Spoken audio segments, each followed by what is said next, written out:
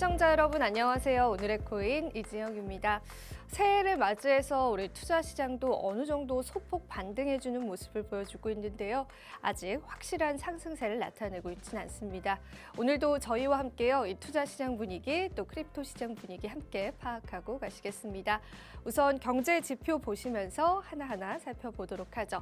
자, 뉴욕 지수부터 살펴보겠습니다. 뉴욕 지수 같은 경우에는 오늘 신정 연휴로 또 한 번 휴장일을 맞이했습니다. 큰 변동성 당연히 없는 모습이고요. 유럽 증시 같은 경우에는 인플레 기대 완화에 따라서 일제히 또 상승하는 모습을 보여줬고요. 크립토 시장도 조금의 움직임이 있는 모습이었습니다. 자, 그렇다면 이어서 바로 우리 비트코인 시세부터 살펴보도록 하겠습니다.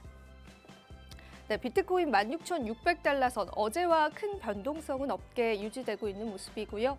이더리움 시세도 살펴보겠습니다. 이더리움 1,200달러 선 위로 올라와 있습니다. 계속해서 이 시세를 안착해 주기를 한번 기대해 보도록 하겠고요. 다른 코인들도 하나하나 살펴보겠습니다. 리플 역시나 몇 거래일째 큰 변동성 없는 모습 계속 연출되고 있고요. 카르다노 에이다 역시도 0.25달러에서 거래되고 있습니다. 이 간밤에 솔라나 상승이 조금 두드러졌습니다.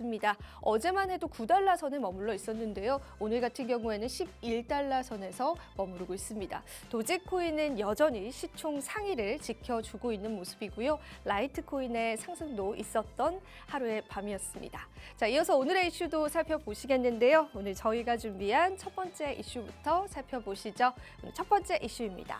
고래 지갑수 급변화가 말해주는 비트코인의 바닥은? 네, 오랜만에 또 온체인 분석을 한번 해봤습니다.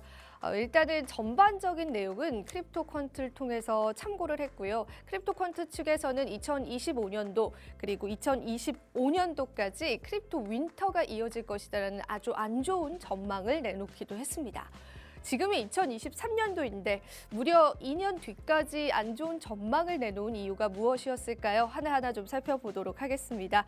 자, 일단은 당분간 약세장이 지속될 것이다라고 보는 이유 중에 하나는요.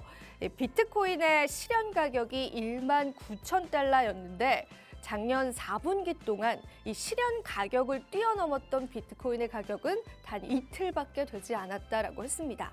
즉 대부분의 투자자들이 어느 정도 실현 가격으로 가지고 있는 그 지지선들을 이 비트코인이 이 4분기 동안 단 2번만 뛰어넘었고 그 이후에는 모두 다 이러한 하락세를 지속했다라는 거기 때문에 굉장히 큰 베어 마켓 속에 있다. 이 베어 마켓 우리가 쉽게 헤어나오지는 못할 것이다라는 분석을 내놓았고요.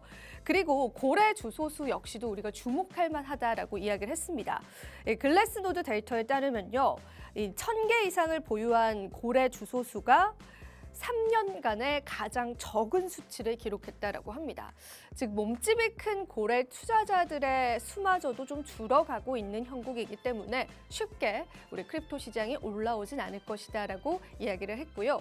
이 지표 같은 경우에는 이 온체인 취득가 기준의 수익 상태인 비트코인 물량인데요. 1개월 중에 가장 낮은 규모인 949만 개를 기록한 상황이다라고 합니다. 즉 종합적으로 정리를 해보자면은 고래 투자자도 줄고 있고 그리고 수익 중인 투자자분들의 비율도 계속해서 꺾여가고 있는 모습이 연출되었다라는 겁니다. 크립토퀀트가 이야기하는 2025년도까지는 아니지만 당분간은 이러한 약세장이 지속되지 않을까라는 생각을 조심스럽게 해봤습니다. 네, 이렇게 해서 오늘 첫 번째 온체인 분석 한번 맞춰보도록 하고요. 이어서 두 번째 이슈로 넘어가 보겠습니다.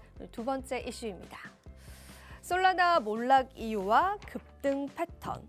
네, 최근 솔라나가요. 그래도 어느 정도의 상승세를 보여주긴 했는데요. 아무래도 투자자분들이 생각할 때는 정말 많은 손실을 겪고 있을 것 같습니다. 솔라나 같은 경우에는 특히나 FTX에 관한 사태에 관한 피해를 가장 많이 받은 코인 중에 하나로 알려져 있고요. 이 부분에 관해서 이더리움의 창립자인 비탈릭 부테린은 FTX의 피해를 받았을 뿐이지 이 토큰과 체인 자체의 전망은 밝다라는 이야기를 얼마 전 트위터를 통해서 보도하기도 했습니다. 그에 따라서 그래도 조금은 긍정적인 여론들이 형성된 상황이긴 하지만요. 하지만 아직도 솔라나가 걸어야 할 길은 굉장히 많습니다. 일단 기술적인 분석을 하나 참고를 해드리자면은 굉장히 유명한 분석가가 이런 이야기를 했습니다. 솔라나의 2021년도와 2022년도의 차트 패턴이 이더리움의 2018년도와 2019년도의 차트와 같다라고 이야기를 한 건데요. 이 이론에 맞게 우리가 예상을 해본다면 솔라나 다시 한번 그 가격을 회복해 줄 수 있는 기회는 있다라고 합니다.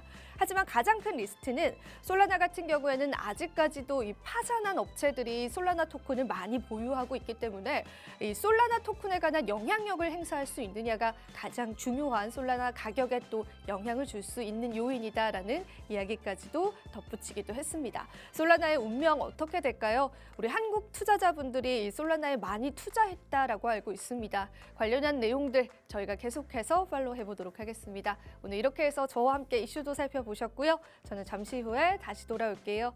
오늘의 코인 가자.